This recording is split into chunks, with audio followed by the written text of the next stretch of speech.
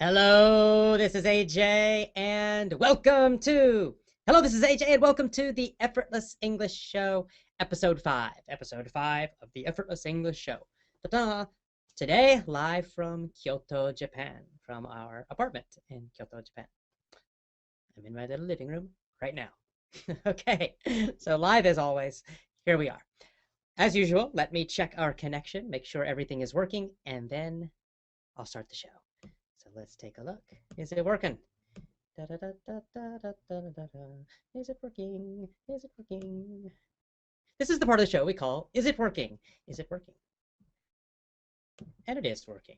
So let's continue. As always, let's begin with our code, our mission, and our values. So the code, the mission, and the values of Effortless English, of the Effortless English community, family, club, all of that. All right. First of all, our code. Our code is simply how we act. I don't even like to say the word rules. It's just how we agree to act with each other, towards each other. Number one, we do the best we can.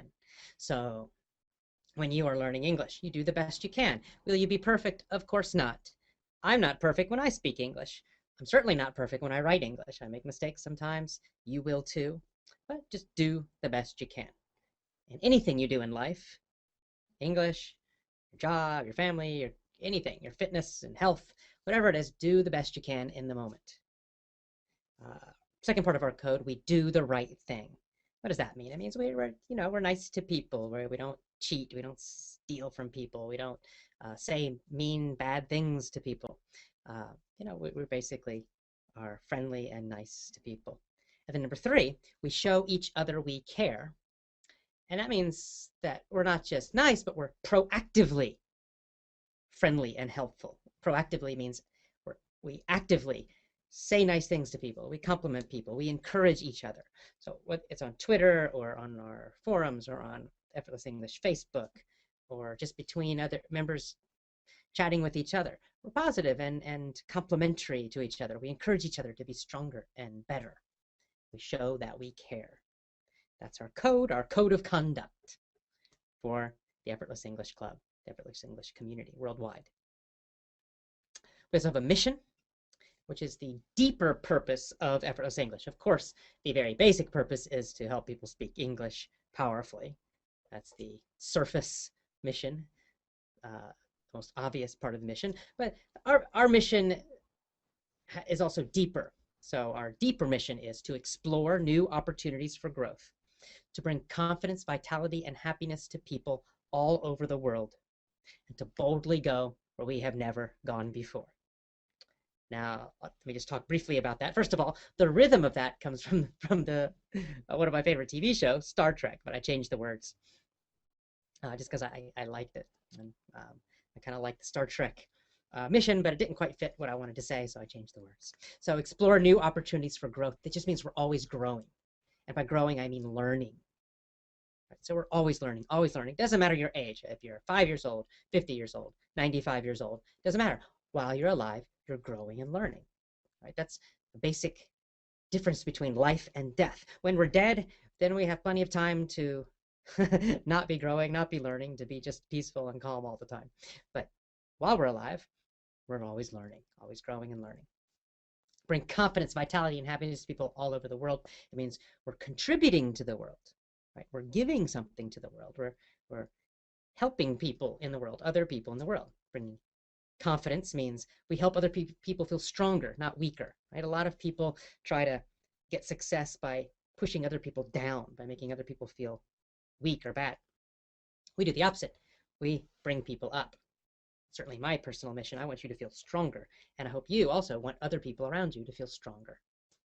Vitality means energy and health and fitness, because if we're going to live happy, successful, interesting lives, then we need to have some physical energy. And happiness, of course, is quite obvious. We want people to be happy, so we do what we can to bring more happiness to more people. And the final part of the mission, to boldly go where we have never gone before. It means that we go and we find new challenges. We don't just wait for things to happen to us. We actively go into the world looking for new challenges, new opportunities, new things to explore, new ideas to try. So that's our mission. That's the mission of all of Effortless English. It is my personal mission, and please make it your personal mission as well. And then finally, our values. Our values are just the principles, the values that we devote ourselves to, that we feel are important. Number one is devotion to the mission I just said. It means that we're loyal to that mission, that mission is our purpose, and that we work hard for it. Number two is enthusiasm. Enthusiasm, an excitement for life, an excitement for learning, right? We're not just always just bored and tired all the time. We get excited and passionate about things, about being alive. Constant and never-ending improvement is value number three, which is also stated in our mission because it's so important. Constantly learning, constantly improving. Not ever perfect, of course, but always learning and improving, learning and improving. Number four, our fourth value, is contribution. So again, that means that certainly we are trying to achieve success for ourselves and to do what we can to help ourselves, but we're also contributing to other people. That might be our family, might be our friends, might be our team at our work, in our company. It might be our local town or community. It doesn't matter. Just contributing to other people. Number five, self-reliance. Self-reliance means that we are responsible for our own lives, right? It means that we don't blame other people for everything. We don't wait for other people to give us things, right? If we want success, then we are responsible and we do what's necessary to become successful. If we want health, we don't wait for someone else to make us healthy. We do what's necessary to get healthy. We are self-reliant. We rely on ourselves first. Yes, you can always get help, but that's part of self-reliance too. It means you don't wait for someone to come and help you. If you need help, then you go ask for help. Value number six, persistence. Persistence means you keep going and you do not quit. You just keep going and going and going. It has this idea of consistency too. You just keep working and working every day, not stopping, not stopping, not stopping. Now, it doesn't mean for every single part of your life. It means for the parts that are important to you. For the parts of your life that are most important, you're persistent. You don't give up. You don't quit. And finally, value number seven for our community, positive leadership. Positive leadership. So it means we're all leaders, right? Because we all can give and show a good example to other people. By living these values, by living this mission, by living this code, you become a leader automatically just by how you live your life. And in a positive way, right? It's not the kind of leader where you're telling people what to do this, do that, and you're being mean to them. Not that. Positive leadership means you're leading because of who you are. People want to listen to you, want to follow you because of who you are. And those are our values.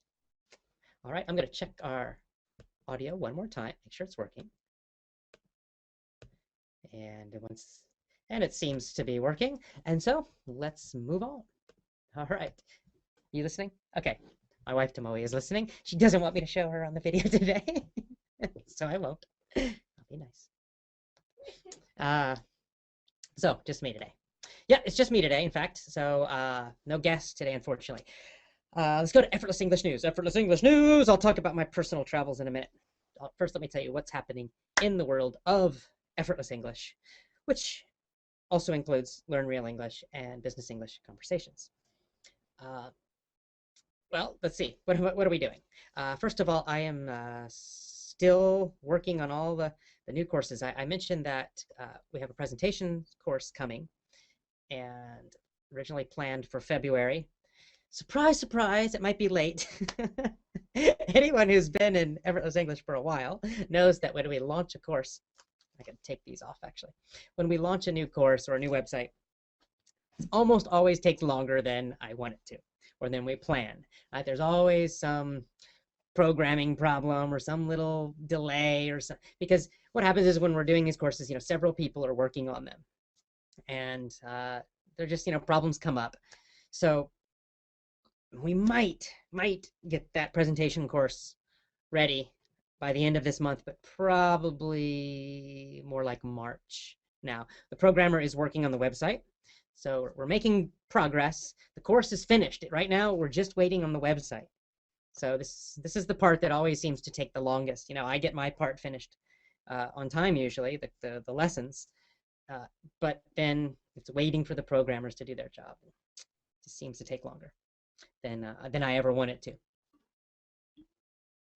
I'll keep you updated about the presentation course as I know more, as I hear back. Actually, so this course, I did this course with my friend here in Kyoto, Aaron. Aaron is an English teacher. He lives here in Kyoto as well, which is interesting. And I actually met him before I even started Effortless English. I met him many years ago, and we kept in touch. I finally decided to do this course and to make this course together.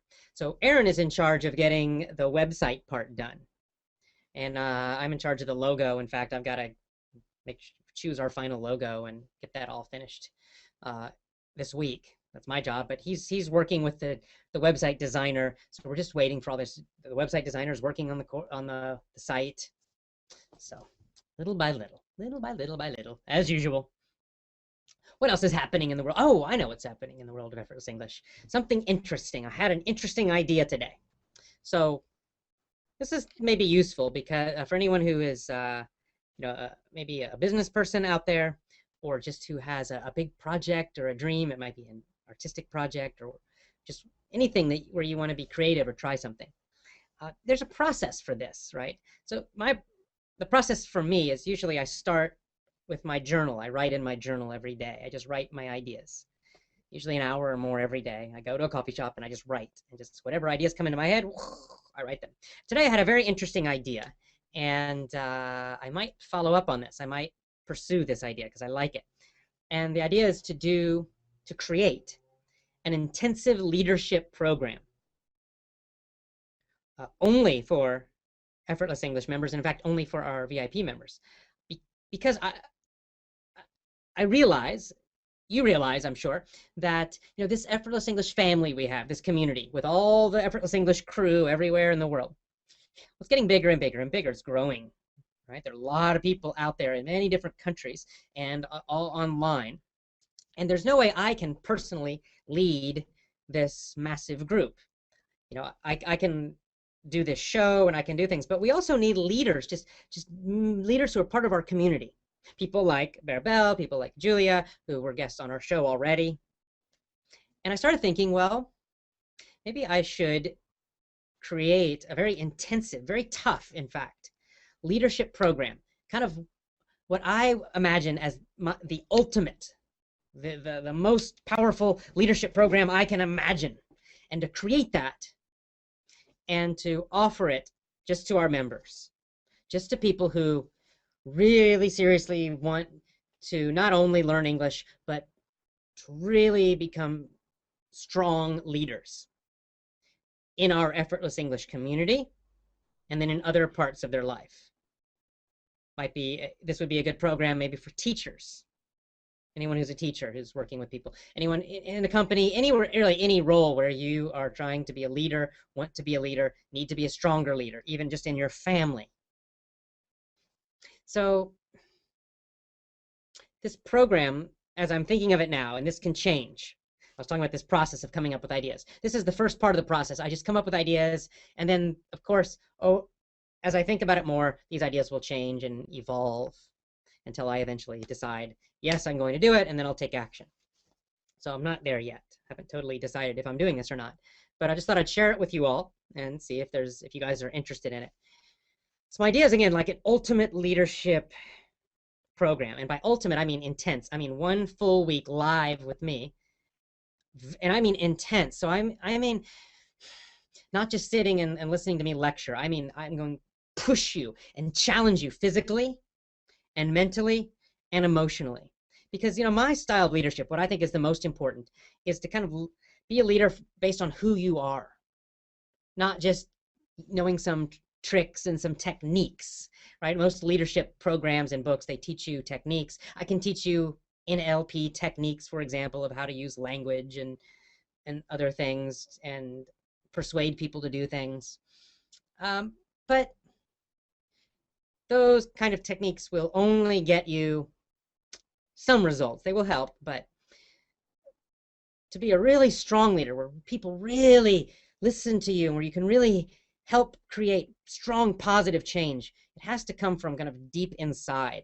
And that comes from being challenged and pushed and going outside your comfort zone becoming uncomfortable, doing things you thought you could not do. That's how your confidence really grows. And then those techniques can become quite powerful.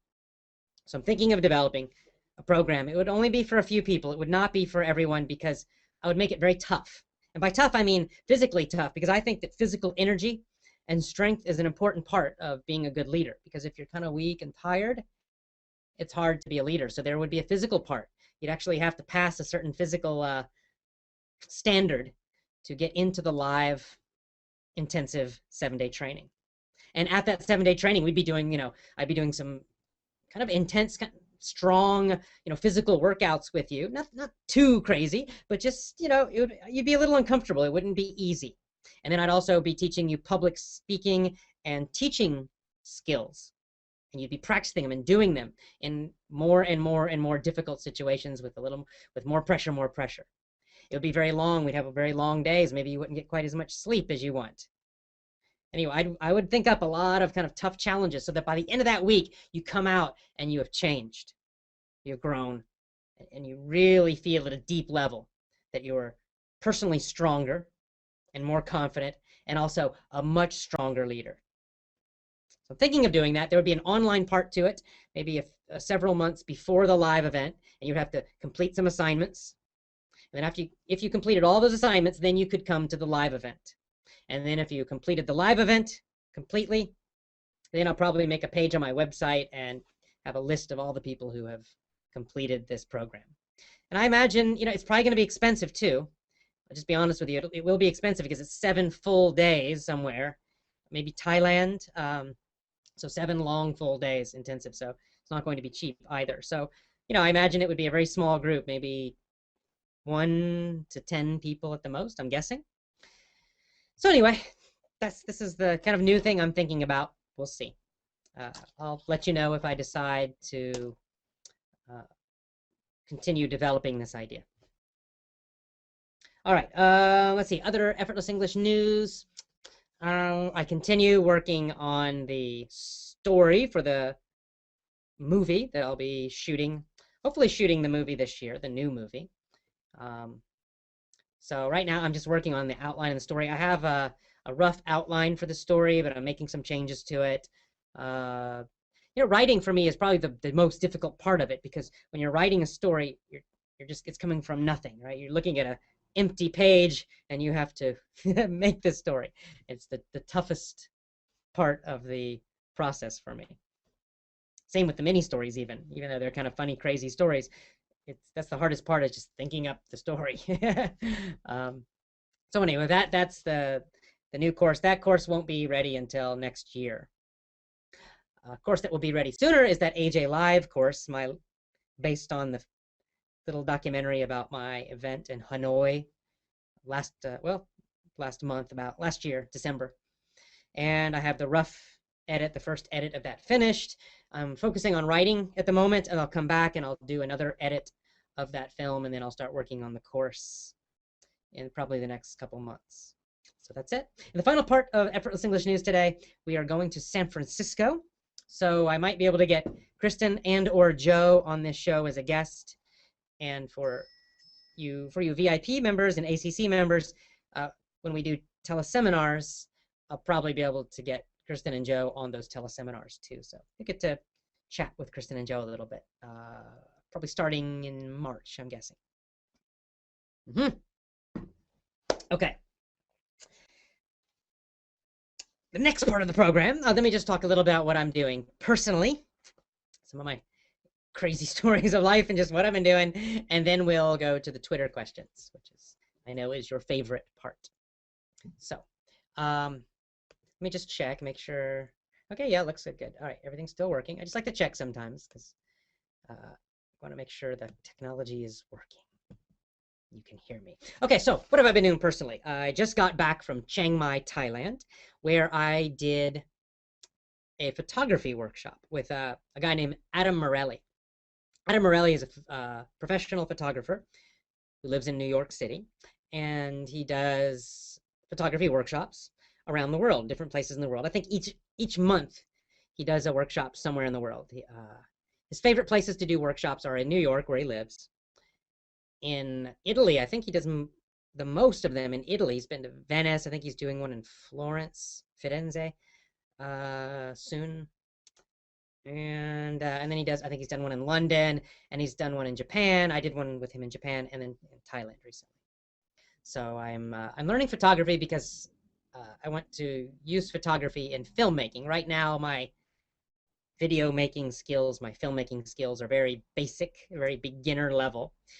So just slowly, I'm trying to learn more about photography and use some of that knowledge when shooting videos. And also, I'm just enjoying photography as a hobby too. So we went to Chiang Mai, took a bunch of pictures. Adam taught us some things, how to get better lighting and what to look for, what makes a good picture, what makes a not good picture.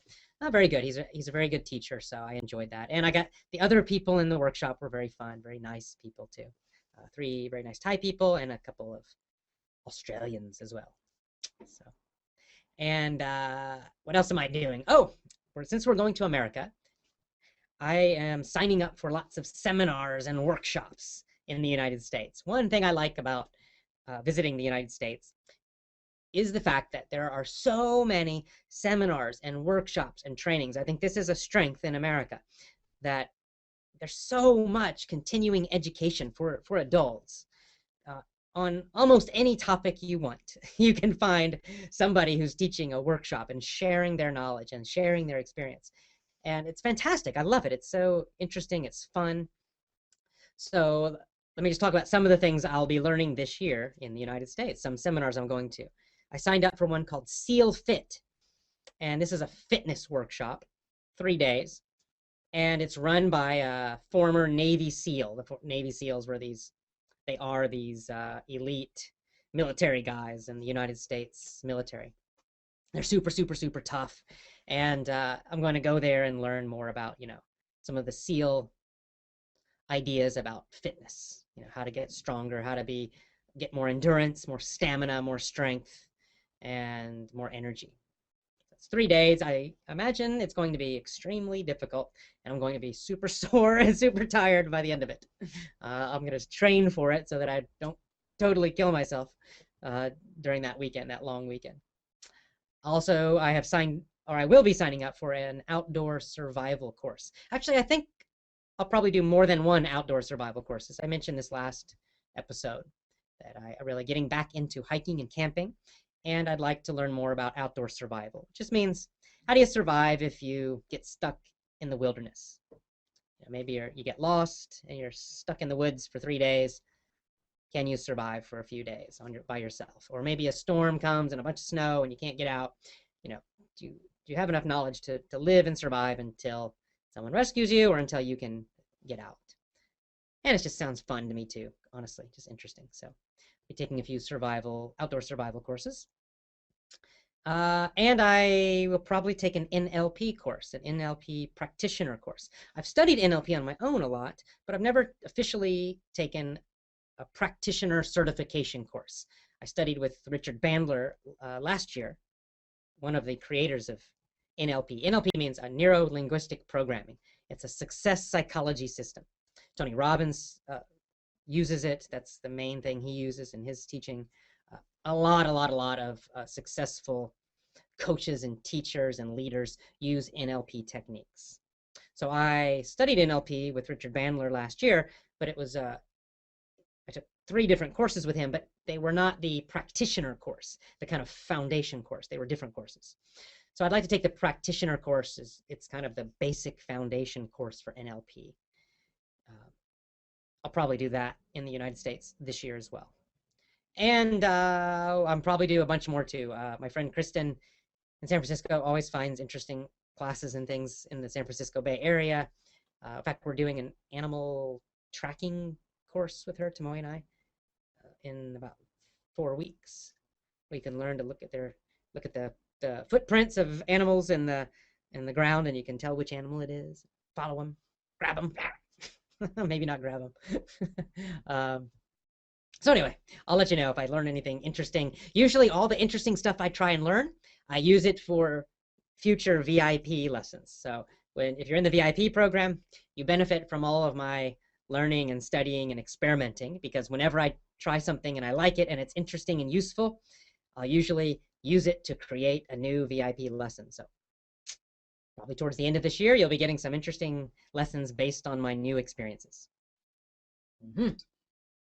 And that's enough of talking about me and what I've been doing. Let's talk about question time. It's Twitter question time. I need a little, like in real talk shows, they always have little jingles, little songs for each segment. So if you're a musician or something and you want to make a little recorded jingles for the different parts of my show, that would be great. Send them to me on Twitter, right? We got the Effortless English News, Effortless English Success Story, a guest, my life of adventure, question time, and continue improving. Those are the segments so far. So question time. So instead you get to hear me do these strange voices. Let's go to Twitter. So to ask a question, go to my Twitter account and type in your question, put it in. All these questions will start showing on my Twitter page. There are too many for me to answer all of them live right now on the video, but I'll answer the interesting ones. So it pays to ask an interesting question. All right, let's take a look. See what we got. Okay, there's gonna be lots of them, I'm sure. Question time. Okay, Maribel, our guest in episode 4, 2 weeks ago. Support your idea to create an intensive leadership program. Good, count me in if it won't be so expensive. We'll see how expensive it is. I don't know yet, but I'm glad you like the idea. Okay, Muskan88 says, hi, sir. I feel satisfied with your learning tips, but I want to ask you how to improve confidence when speaking. Well, that is what Power English is about. My Power English course, which is on our homepage, effortlessenglishclub.com. That is the focus of much of Power English.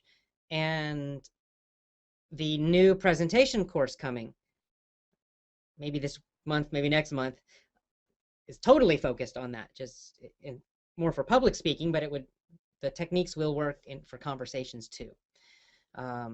So your question, there's so many answers to that question. I mean, that's why we're making these full courses, because to develop your speaking confidence, it requires training, right? There's not just some little trick you can, just do this, and now suddenly everything's changed. There are several things you need to do, and you need to do them consistently, each day practicing them. Of course, I would say start with Power English, the Power English course, and just listening to Power English every day, doing what I say to do in that course. I talk about shoulders back, chest up. Anyone who's had those lessons, they know that, because at the beginning of every lesson, I say shoulders back, chest up, smile, use your energy. Do all of those techniques as you're listening, because that builds your speaking confidence. And then, of course, keep going, and your confidence will build. So it's a process. And use the psychology techniques that I teach in the VIP program or in Power English as well. Right?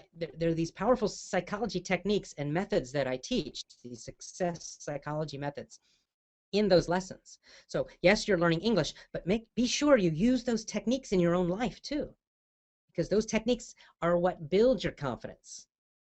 It doesn't happen in one day. It takes repetition. But after 6 months of that daily repetition, it seems like nothing's happening, and then suddenly you feel a change happen deep inside. So it's daily training over time, using those techniques in Power English and the VIP program. That's how you build your speaking confidence. All right, let's go. Let's see what other questions we have. Okay. This is okay. Interesting question. Okay, Max Gualtieri. Sorry if I can't. First of all, these are Twitter names, so I don't know how to pronounce any of these names. But let's say he says, "Hi, AJ, I have an idea. Why not create the Effortless English Awards?" Interesting. Can you imagine the best presentation, the best impersonator, the best speech, the best leader, the Effortless English 2014 Awards? I kind of like that. That's an interesting idea. Yeah, that would be interesting. Good idea, and I'll think about it. Could be like the Academy Awards, right? but we have to. It would be really cool if we did it somewhere in person, right? Everyone could come, but that's kind of expensive. But who knows? We'll see. All right. Here's a good practical question, which I will answer because it's practical. Alkiswani Isa asks, where can we get the text of the podcast? Well, the sad news is you cannot because there is no text for most of the podcasts. Um, yeah, most of the podcasts have not been transcribed. Some have, and those are usually sent out in, as part of the email, the Seven Rules newsletter. You eventually will get some of those. But most of them don't. However, this I forgot this reminds me of something I forgot to mention in the Effortless English News part. Another idea I had recently was I don't know the name I would call this, but let's just call it a basic club membership. I was thinking I could develop a very basic club membership. Some people don't want to pay the VIP membership in the beginning. It's $37 a month. So I was thinking, but they would like something maybe just very basic. They just want the text for, podcast, or the text to this show, the Effortless English show, the transcripts. So I thought maybe I could create a very basic program, a very basic membership, and you would just pay like $6 a month, something like that, very low. Because I have to pay for these transcripts. I don't type these myself. It takes a long time, and it's actually not so cheap. Kind of expensive. I have to pay someone. They listen to the audio and they type it out. And I could do this, however, and create a very, like I said, a basic. We could call it the Basic Effortless English Club membership, something like that. Basic membership, and each month you pay like $6, something like that, $6 or $7, and what you would get each month would be the text for for every Effortless English show, and maybe for some of my older podcasts too. Eventually I would do that. So you'd get basically 4 or more hours of text. So you get the audio for free right now, or on YouTube and on the podcast. But then some people, they would like the text so they could read along, listen and read at the same time, be sure they're learning all the vocabulary. So I might do that. I'm thinking about it. Again, if you're interested in that, let me know. Tell me on Twitter or on Facebook, and might give that a try. All right. Very good. Good question. Let's go to the next question. What do we got? Let me take a drink while I read the questions. Got an NLP person here. That sounds interesting. BZ Alexon asks, AJ, have you got any anchors for your Effortless English shows? Let me explain what that question means first. This is an NLP question. And I'll explain the meaning of what an anchor is in NLP, and then I'll answer the question. So in NLP, an anchor, it's an action or a sound. It's something you see or hear or do, a movement, that is connected to an emotion or an idea. And what you do is you kind of program it. You do it again and again and again and again, so that when you hear that sound, you automatically feel a certain way. Let me give you an example for this so that it's more clear. For example, a simple anchor would be a theme song. I have a theme song when I do my VIP teleseminars. This is definitely an anchor. I play a song. It's by who is it by? Wolfmother, I think. It was in it was in the Hangover movies, actually. It's called Joker and the Thief. It goes bum bum bum bum bum bum. That is an anchor for me and an anchor for the audience. What does that mean? It means that every time I hear that song, I get myself excited, right? I consciously do this. I try to do this. I'm programming myself. So I play that music, and then I jump around and I do a certain move. For me, it's this with my arms, like a fist, that Tiger Woods kind of right? So I get myself feeling super strong, super enthusiastic, super excited, super confident, super powerful, as I'm making the same exact move every time when I'm feeling strongest, and I'm hearing that song at the same time when I'm feeling that very strong, powerful, positive emotion. So what's happening then? By repeating it again and again and again, I connect the song and this movement to the feeling of being powerful and strong. And because I do that again and again and again, and I've done it many, many times, now when I play that music, automatically inside, I feel excited and strong. Or whenever I do this motion, even without music, just do this motion, I suddenly feel much stronger and more powerful and more confident. Just by doing that motion, I can make myself feel strong and powerful and confident. I can change my emotion. And why would I do this? Why is it useful? Well, it means then it gives me a tool, two tools, a sound, song, or a movement, this, two tools to change how I feel and to make myself feel suddenly very powerful. This is quite useful. For example, when I'm giving a public speech, it's time and in 1 minute, I must go out and speak to 3,000 people. A huge audience is waiting for me. What if I feel tired? What if I had a bad night the night before and my energy's kind of low? What if I'm feeling a little nervous? Whatever. Or distracted. But I don't want to feel that way. I need to feel strong and confident and powerful before I walk onto the stage. So what can I do? I start doing this, and immediately I start feeling better. And then what else do? I always tell the organizers of my event, play that same song when I come onto the stage. So as I come onto the stage to speak, that song is playing, dun, dun, dun, dun, and immediately I'm just, and I'm doing this, and then I feel strong and powerful and confident. Yes, I feel great, and then I give a great speech or a great presentation, right? It doesn't happen by accident. I programmed it many months before, and now it's automatic. Now I can use this tool, this anchor.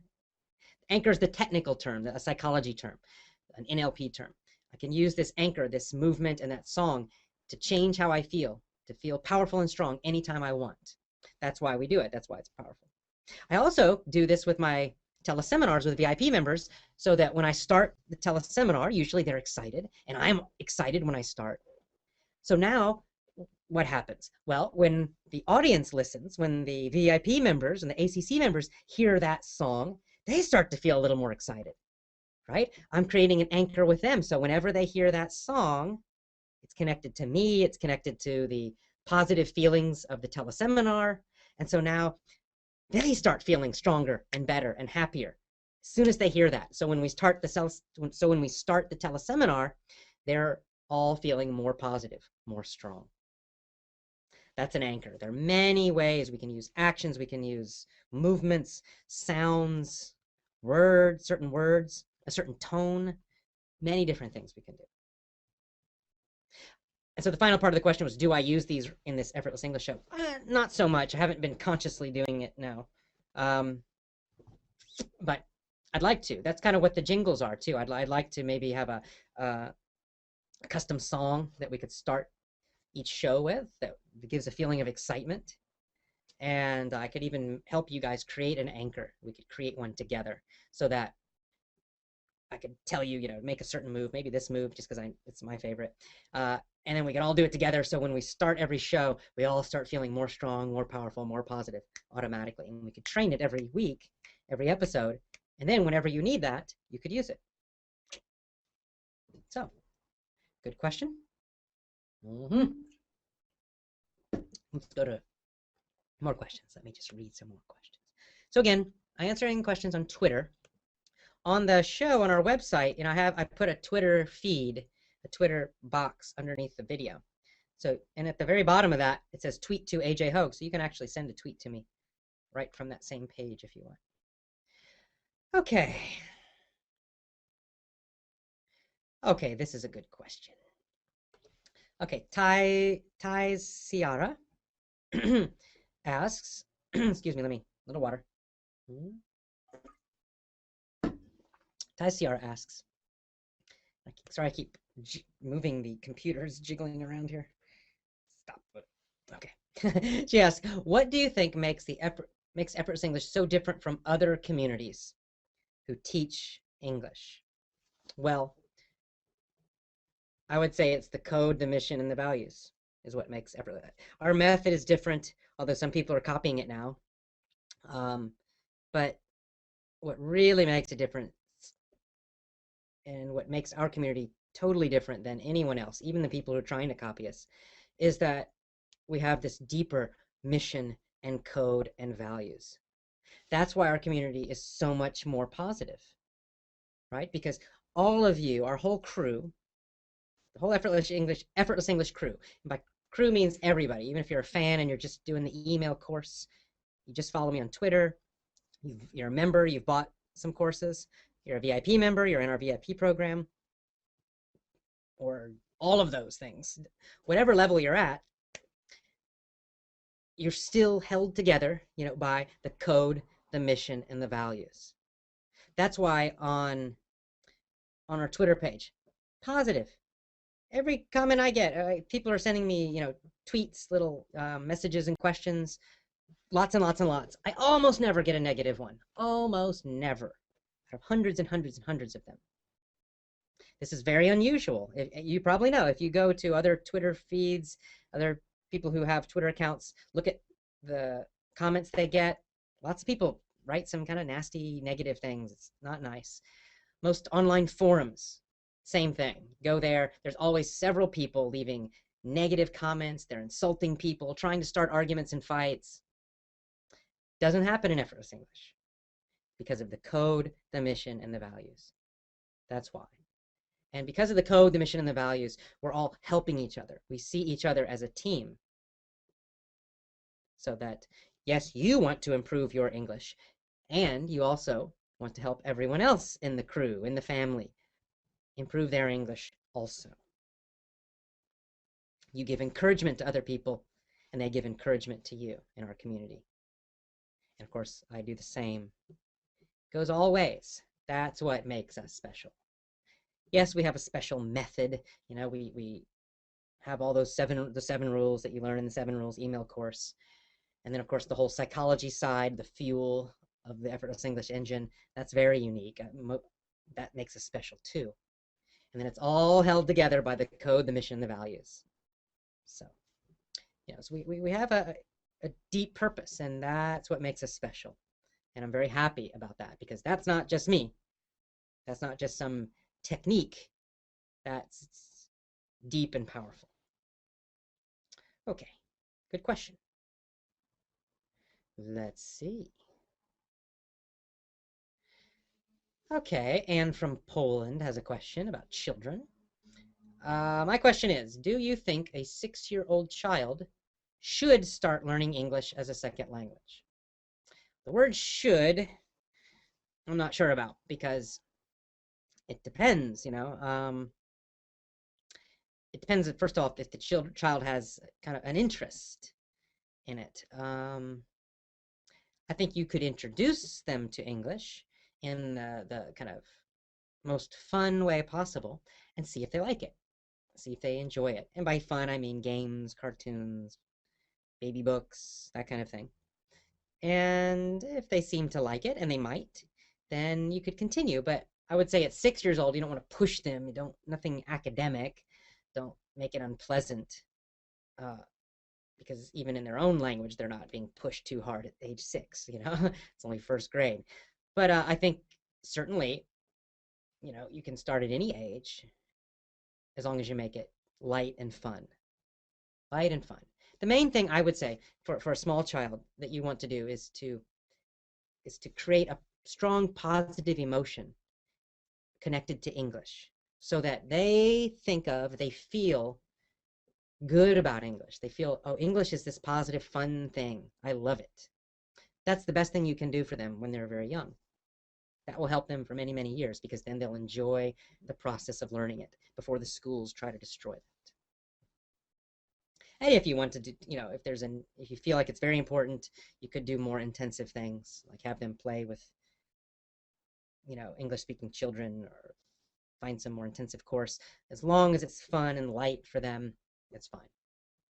So that's the key thing for children. Don't ruin it by making it unpleasant for them, because then they're not going to learn much, and they're going to hate it, and that's going to hurt them for the rest of their life. So just make sure they have a positive feeling about English. That's the key thing with kids, young kids. Okay, let's see what our next questions are.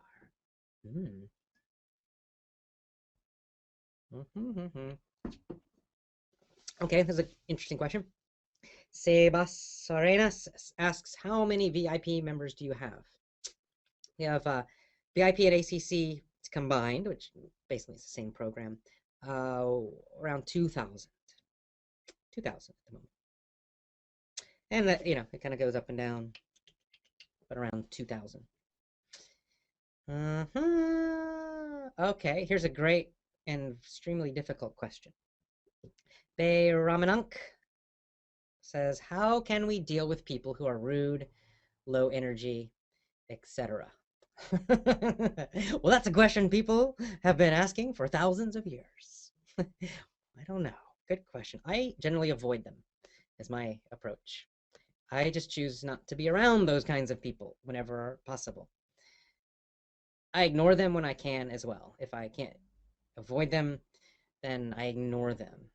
Uh, and I have to say, in my life, I'm not really forced to be around people like that very much. I mean, because I've deliberately chosen not to have rude people around me. Rude is rude, insulting. I refuse to be around people like that for any length of time. It might happen, like, I'm in San Francisco and it happens on the street sometimes. And sometimes, when I'm patient, I'll just ignore them. Sometimes I'll be a little more assertive about it, yell something back if I'm in a bad mood, but generally I just avoid them. Um, but in my actual day-to-day life, um, in terms of work, I just don't have those kind of people in my life. I don't have rude people in my life. My family members aren't rude. Um, my best friends aren't rude. My friends in general aren't rude. Low energy is a more challenging one. That is something that I deal with because I do have family members who are low energy. And again, it just depends on the situation. How do you deal with someone who's low energy? It depends on, well, first of all, do you need to deal with them? So as, for example, family members, uh, it can be tough.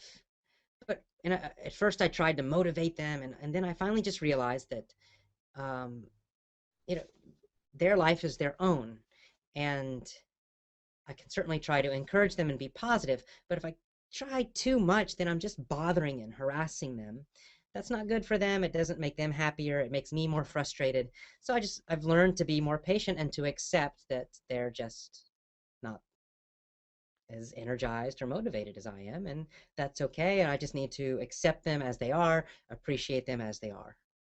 And that's the best approach to have. Lead by example. That's what I'm saying. I don't like this idea of trying to constantly pressure and manipulate and push people all the time.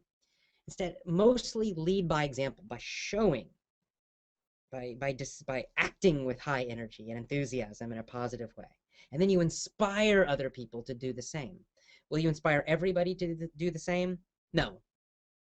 There will always be people who will not respond, but that's always the case in life. Now, the most difficult situation like this would be someone who's rude or low energy that for some reason you're forced to work with. For example, a job situation. That's the toughest. If you're on a team and a job and you got people on your team who are low energy and unmotivated or even rude and difficult, that is tough. And again, you can lead by example as much as possible, and you can try lots of leadership techniques and methods, but eventually my approach would be just to find a better team. Maybe within the same company, you can, be a top performer yourself, be high energy, be highly motivated, show that, and you're going to make a difference, even if you have to do extra work or more work for a while. Yes, that's not pleasant when you're doing a lot of work on your team and other people are not, but it's all right because eventually others will notice this, and then you can transfer to another department or go to a different company. Start looking for other positions in your own company or in a different company and find a better situation. It doesn't pay in life to be around rude, difficult people all the time. uh, so if someone's just a little bit that way and maybe they're just having a tough time, then you can inspire them, especially through your own actions and by encouraging them. But if someone's just like that in a very deep way, and you've got several of those people on your team, you need a new team. And this happens in sports all the time, right? When a team that's bad, that's just horrible, and a really good coach comes in, the coach looks at that team, and the people on that team who are just terrible, who have horrible attitudes, what do? They cut them, they get rid of them. Choom, they're gone. So if you're the boss, fire them. Choom, they're gone. And then they start bringing in people with more enthusiasm, more discipline, and then the coach keeps the people who he can help, who actually will respond. So you have to choose on a case by case. Don't waste all your energy on people who don't want to be helped. My motto as a teacher always was that I only teach people who want to learn. If someone doesn't want to learn, I'm not going to try to force them to learn. They're free to live their life as they want, and they must suffer the consequences. It's their choice. Okay, let's see what else.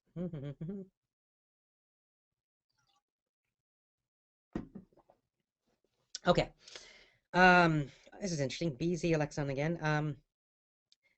My children study in school where they must learn grammar, tenses, and all that. Must I help them with it? The thing I would tell your children about that is just to be clear with them that, okay, this is something that the school requires. And to get a decent grade, you need to, just memorize this stuff, do it on the test, and then you can forget it. And you can just be honest with them. Say, honestly, this is not going to help you speak English well. It's not your fault that you can't speak English because this method doesn't work.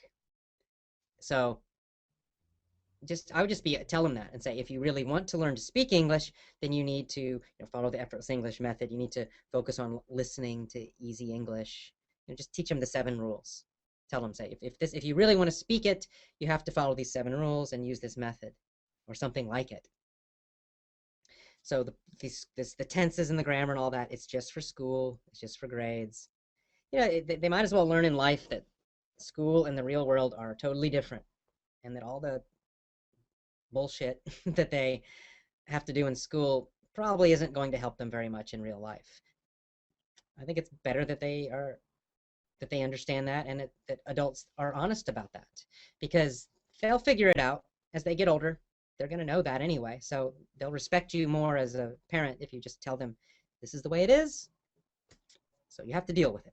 So that's what I would do if my kid was stuck in a school learning that stuff. I would just explain, I'm sorry, this is the way it is, but the only way to learn things in life and truly get useful skills is through independent learning. That's the lesson they need to learn, that some teacher in a school is never going to give them what they need in life to succeed. It's their responsibility to find that themselves outside of school. Give them that message, and if they're motivated, they'll act on it. Okay. Okay, let's go to some more questions, shall we? A few more questions.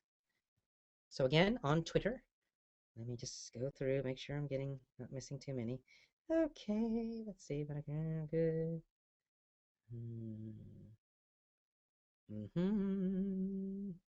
Oh, here's a good question, because this is a good one. I like it because it's not only about English. Barbell again says, where will you start your pilgrimage on the Camino de Santiago? And what's the main reason for doing it?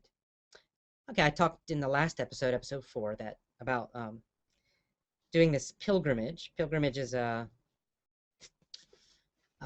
traditionally a pilgrimage is a journey that has a religious or spiritual reason for it. There are many.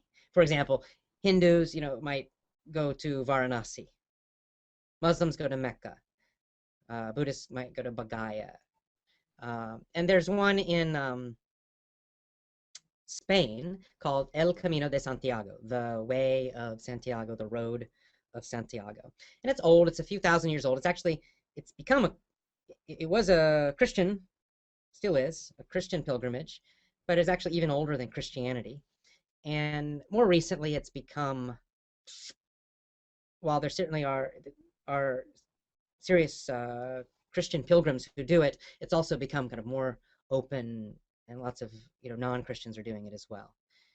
So there was a movie I mentioned, The Way, that is about this pilgrimage, this journey, and a book by Paulo Coelho. I'm not sure if I'm pronouncing his name right, Brazilian writer, called The Pilgrimage. Is also about that. He did this pilgrimage and he wrote a book about it. And it's a good book, so you should read it. You can get it in English, and it's not too difficult to read. So my good friend Joe. So my two best friends are Kristen and Joe from Learn Real English. And Joe recently called me and said, "Hey," actually emailed me and said, "Let's do the Camino de Santiago. It's about 30 to 40 days of walking, and let's do it. It sounds like a fun adventure." And I like these kind of adventures. My wife and I did something similar to this in Japan back in 2010, about the same length. And so I love it. I love doing backpacking and hiking trips like this. So I immediately said, "Hell yes, let's do it." All right. So we're planning to do it. Looks like we'll do it in the spring of next year. We're planning it now. And this pilgrimage actually has several different trails you can follow. There's kind of a main one that's most common and popular, but there are different starting points. It's a little more varied. So we haven't talked about exactly which one we're doing, but I think probably do I think it's called the French route, which is the most common, the most popular one, the most traditional one.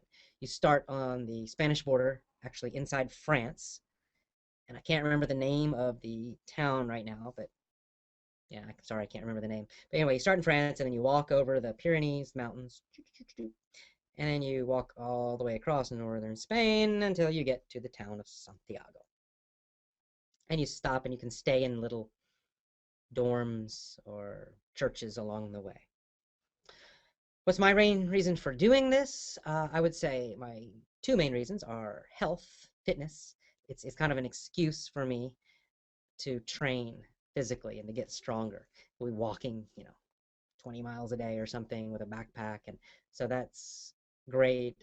Getting outdoors for over a month, walking every day, that sounds fantastic to me.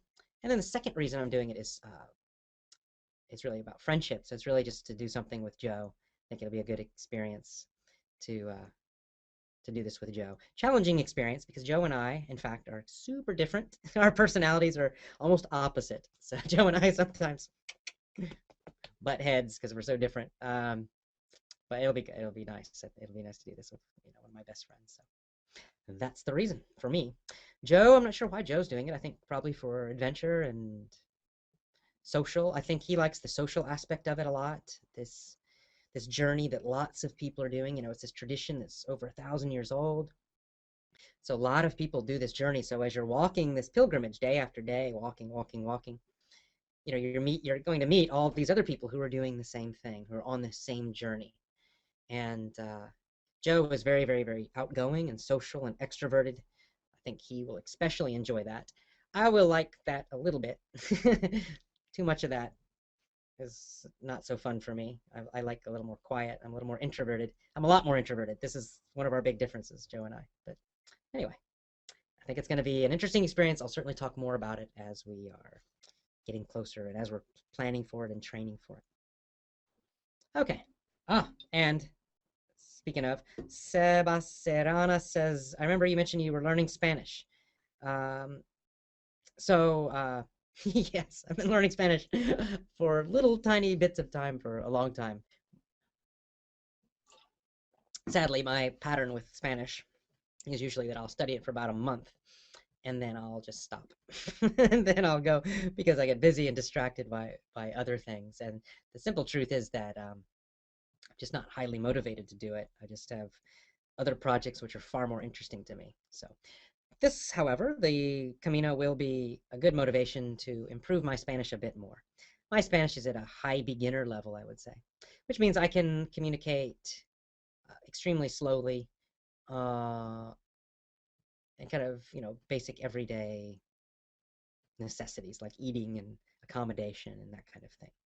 By no means fluent, that's for sure. Have I learned it with the same method? No, see, this is part of my problem. I learned Spanish in high school for a couple years, and however, I will be listening more. listened to a few of Oscar's lessons of unlimited Spanish. He is using our same method to teach Spanish. And I'll be going through the rest of his lessons prior to the Camino. So I'll let you know how it goes. But I'm sure the ones I've listened to so far, they're excellent. If you want to learn Spanish, unlimitedspanish.com. Good place to do it. Oscar is one of our Effortless English crew, and now he's teaching Spanish with our methods. So he's a great guy, great lessons. He's got 2 courses, one starting from total beginner and one more at the high beginner level, like my level. So if you've had a little bit of Spanish, you might do the high beginner one. And if you have no Spanish, then start with the beginning level. Unlimitedspanish.com. Okay, let's see. More questions. Any other questions? Let's take a look. See if I can see anything interesting here.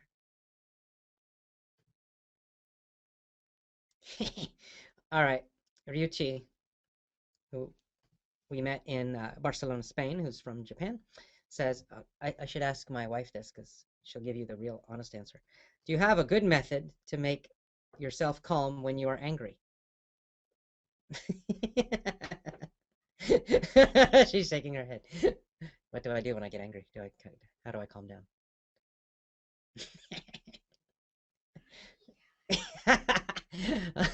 Well, if I'm at home, I usually curse and yell a little bit, and then my pattern with anger is that I usually just get it out quickly and then it's gone. So if I'm angry at someone and it's in a situation where it's not appropriate to communicate it, if I'm out in public or it's a business situation or something, I just I just keep myself calm and disciplined, and follow the code basically. And then I usually deal with anger then privately when I'm away from the situation, and then I might, God damn it, or I'll talk to my friends about it, talk to my wife, talk to my friends about it. Oh yeah, and then it's out, and then I'm usually done, and then gone. So kind of quick to get it out, and then I'm calm down and then move on is my pattern. So there are many different ways to to handle things like that. I think it is helpful to deal with it, don't just ignore it. You do have to deal with it at some point, whether that means sitting and meditating and really focusing on that energy of anger and the feelings and why you're angry. I think writing helps me a lot with anger. That's probably my best technique. Is I write in a journal I mentioned every day. A lot of that, most of the time now, what I do when I write in my journal is just ideas, creative ideas coming up about effortless English or whatever.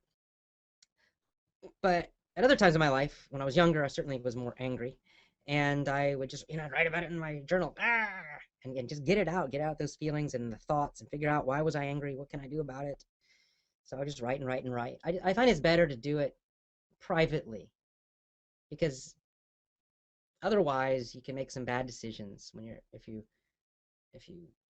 take actions and make important decisions when you're angry. It's not a good idea, because usually they're bad decisions. So yeah, so that's my thoughts, my quick thoughts on anger. Okay, what else do we got? Okay, so here's a good question because I don't know the answer to it. Beirong Behi, AJ, please answer. What does this idiom mean? To pop on someone. I have no idea. I've never heard of that. To pop on someone. Don't know. I have never heard that. So I would need to see the whole kind of context, the whole situation. I'm sure I would understand what it means from the full sentence or paragraph. But just the phrase, it's not a common American idiom. It's not something commonly used, to my knowledge. So never heard of that. Okay. Oh, God. So many questions. I'll go a little longer today and answer a few more of your questions. Why not? Because I'm awake as I drink coffee today, so. What else am I going to do? Watch a movie? Okay, let's see. This is a good question, because it's a tricky question. Maddie Molly says, is it necessary to have like a specific target or goal while learning English? Hmm. hmm, hmm, hmm. You know, goals are and targets like that can be useful, but they can also be a problem. So let me tell you the kind of goals I think are useful. I think effort goals are useful, but not performance goals. Performance goal might be something like, I will get a certain score on the TOEFL exam next month. That creates a lot of stress and pressure, which may help if it's really necessary, but often just creates too much stress, and then it makes you just hate English and stop enjoying it. So long term, I think those kind of goals burn you out. They make you stressed and stressed and stressed, and they actually are harmful to your long term success. An effort goal, I feel, is more useful. What's an effort goal? An effort goal is something like, I will listen to English 1 hour every day. Now that's a goal. It's not about performance. It's not, you don't have to be good. You can be good, you can be bad, you can be beginner, you can be tired, you can be energized. It doesn't matter. It's just a time goal. 1 hour a day, I'll listen to English. You can keep track of that very easily. Every day, you can write down how many minutes you listen to English. You could even put it on a spreadsheet and chart it and see your average time per day. Something like that. I do those kind of goals. I find those kind of goals are more motivating because yeah, it's just putting the time in. It's about building a habit. Those goals help you build a positive habit. And some days you'll be tired and not feel like doing much, but you can, you just listen for 1 hour, even if you're tired, and you still did it. You reached your goal. And if you don't reach your goal, you can relax. And maybe if an hour is too tough, maybe just make it easier, 30 minutes a day. And then later you can change it to 1 hour. Those kind of goals about your effort, like how long you'll do something, or I will read 10 pages in an English novel every day. Those kind of goals I find are the most useful because they're simple and they're more enjoyable. There's much less stress about them. Okay, let's see. Our good friend Rogbir Dillon is the Twitter name in India with the super kids. He says, my kids are enjoying Effortless English Power, the VIP course, and they're improving fast. What do they need to do for French? I don't know. For French, I mean, the same basic method would work for French, of course, but I can't specifically recommend a course in French that uses the Effortless English method. Um, if they liked it, you could possibly try Rosetta Stone in French.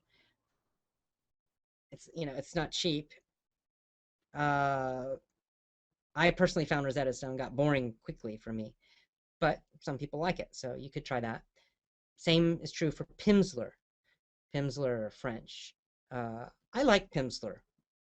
I get bored with Pimsleur after maybe a month or two, but that's okay because I find if you get like one or two of the courses, the 30-day courses in Pimsleur, it's a good beginning for a language. It's only 30 minutes per day. If you know English, then it's quite, I used Pimsleur to get kind of basic survival skills in a language. So I've used it for Japanese and Spanish. Yeah, Japanese and Spanish and Italian, which my Italian's gone now, but I still have a little bit of Japanese and Spanish. So I got some of that, a lot of that from Pimsleur, and then added some vocabulary. Those would be my recommendations for French. Beyond that, I don't really know for French. Okay, let's see. Let's see if I. Oh, okay. Here's Charlie, whose Twitter name is Nuckchorus. Nuckchorus too. Funny, which is a joke about Chuck Norris, the karate dude. He says, if I'm inspired, I can write a short theme song. I don't know when. I'm really busy at the moment. Rock on. Yes, please do. So I would love it. That'd be great. So if you've got the time, write a little theme song for our show. That would be great. You might even work with Danielle, who's a professional musician who played with one of the members of Iron Maiden, in fact. He's from Brazil. So you guys could write one together. Wow. In fact, something along the lines of an Iron Maiden song would be really good. Something high energy. All right. Cool. Okay, a couple more questions and then time to go. All right, what do we got here? Hong Mien FT is the Twitter name. So I'm using your program, and actually, I sometimes get bored with the vocabulary lessons. So can I skip them after 2 or 3 times of listening? Yeah, you can. That's the one lesson you can skip after a couple times. That's totally fine. Um, do not skip the mini stories. Do not skip the point of view stories. Do not skip the main lessons. Do not skip the commentaries. But vocabulary, yeah, you can skip that. I mean, listen to it a few times, but once you know it, once you know that vocabulary lesson fairly well, you don't have to listen to that every day. That's the one that is kind of optional. In fact, that's why in the VIP program there is no vocabulary lesson. I just let you learn the vocabulary more naturally, figuring it out from context and situation, or using a quick online dictionary if you need to. But yeah, the vocabulary one is kind of a bonus just to get you started with that lesson set so you understand everything. And then once you understand the vocabulary lesson, put it aside, focus on the other ones. The same with the text, right? It's the same idea with the text. When you start a new lesson set, use the text if you need it. If you're not understanding something, use the text, use the vocabulary lesson. And once you kind of got that understanding, then you can just stop using the text, stop using the vocabulary lesson, and just focus on those other audio lessons, because those are the important ones to keep doing every single day for at least 7 days. More is better.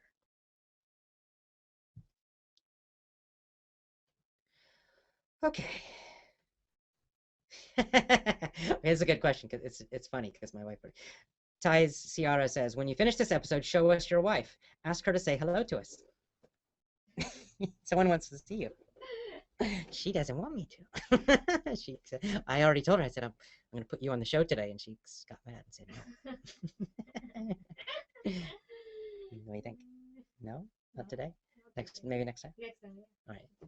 She feels shy because she's dressed really casually and at home right now because she's going to bed soon. So maybe next week, tomorrow I can say hello on the show. All right. All right. I think this is going to be it. One more question. Type your questions. I'm going to choose the most interesting one. Let's see. Do you think understanding? Well, that sounds like a good question. Maya Glasher #1 says, do you think understanding you live right now is more than beginner? Yeah, definitely. If you understand me now, watching this show, you've listened to me over an hour now, hour and 20 minutes. And if you understand, 90% of what I'm saying, you are definitely more than a beginner. You are intermediate or higher. A beginner would not be understanding me or would be struggling to understand. Would be missing a lot of what I was saying. So, yeah, you're definitely higher than beginner listening to this. So feel good about that. That's good. That's more than most people. Most people can't listen to a native speaker speaking, even me, for an hour and 20 minutes and understand most of it. So you're doing well already. That's good news. Of course, we want to continue improving, never-ending improvement. I know that that's what you want. You're part of the Effortless English Club. That's how you think. That's how I think too. So that's good news. But always remember that you're doing all right now, which is good. Alrighty, I think that's it. I'll answer a few more questions typing on Twitter, but I think that's all. So let me just summarize again at the end of the show how to continue improving and just give a overview of the Effortless English system. So most people start with our free Effortless English course, free email course, effortlessenglishclub.com/7rules, or go to our website, effortlessenglishclub.com, click newsletter, or there's a little box there. You can enter your email anywhere on the site. So it's free.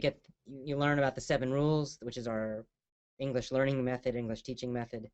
And then you'll continue getting some more emails about our VIP program, about psychology, the Effortless English engine, all the basic ideas of the system. That's where most people start. The next level that I call members, that's when you join one of our courses, you buy one of our courses. Power English is probably the best starting course that's sold on our homepage, effortlessenglishclub.com. We also have Learn Real English, learnrealenglish.com. That's myself and my friends Kristen and Joe, and it's more advanced. It's a higher level. It's more difficult for most people than Power English, but it's real English. It's more casual English. It's conversations between the two of them, and then sometimes with me too. And then for business English, we have Business English Conversations with an S.com. BusinessEnglishConversations.com. So if you're specifically interested in business English, that's a good one to get. That's myself and my father made those lessons, made that course. And finally, we have the VIP program. And VIP, Vision, Inspiration, Persistence. And this is really for the most motivated learners, most motivated English learners. And it's a double program. It focuses on leadership and on English learning. So it's a little more advanced simply because there is no vocabulary lesson. So you have to learn the vocabulary by listening to me, by context, a little more independent learning with the VIP program. And it's definitely more about the psychology of leadership and changing yourself to be stronger, more confident, more positive, more of a leader in your community, in your family, etc., and in our community. And that's again for our most motivated members, the VIP program. Those are the Effortless English programs. Start anywhere you want, really. You can combine them if you like. Some people will do two at one time. They might get Power English and Learn Real English and alternate lessons, one from each. Kind of helps because it's more variety. Some people get Power English and add VIP to it. Some people get VIP and then get Power English later. It's up to you. All right, so let's close it out. Time to close it. It's time to finish. Once again, live our code, our mission, and our values. The code, the mission, the values live because of you. Our community, our family is growing because of you. And really, you now are the true leaders of Effortless English. I do my best to lead and to inspire, with these videos, with the courses. However, I need your help. I need your help to, attract and tell your friends about Effortless English, your positive friends. If your friends are complaining all the time, maybe don't invite them to Effortless English. But for people who are positive, enthusiastic about life, and they want to learn English, you know what kind of person fits Effortless English. I encourage you to invite them. I encourage you to, on Twitter, send out tweets to your followers and tell them about Effortless English. Link to our Effortless English show or link to the website. Do the same on Facebook. Really, I'm relying on you. But beyond that, beyond just telling, tweeting and posting links, what I really rely on you to do is to be a leader in our community, like Berbel has been, like Julia has been, where maybe it's on Twitter, maybe it's on Facebook, maybe it's on our VIP site or one of our Power English site, that you post positive comments to other members. Encourage them. Just a little compliment to someone.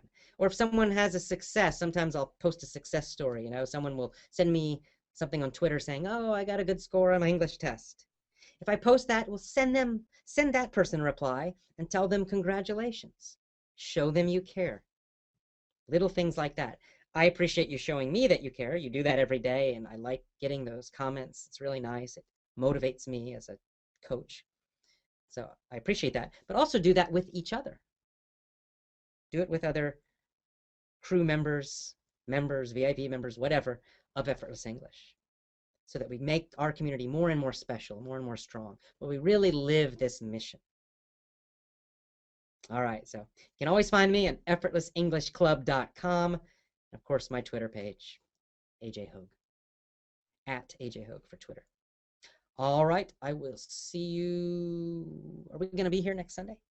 Tonight, yeah, we'll be here next Sunday. So next Sunday. Oh, you're not here? You're going to your families? But I will be, right? Because I'm coming the next day. Okay, so I will be here next Sunday, same time for episode number 6 of the Effortless English Show. See you then. Have a great week. Bye for now.